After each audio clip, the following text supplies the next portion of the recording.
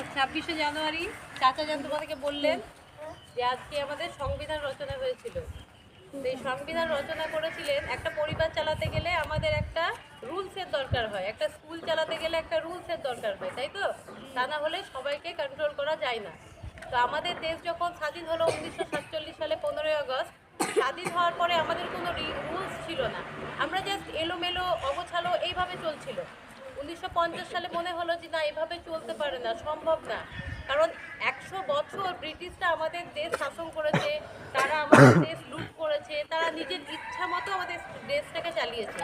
এবার আমাদের যেসব বিশেষজ্ঞরা ছিলেন দেশের, ওনারা ভাবলেন যে আমাদের তো ভীষণভাবে আমাদের একটা রুলসের দরকার। সেই রুলস তৈরি করলেন বি.আর. আম্বেদকর। নাম শুনেছো সবাই? উনি যখন ওনার ব্যাপারে দু একটা কথা বলি, উনি ছোটবেলা থেকে পড়তে ভীষণ ভালোবাসতেন।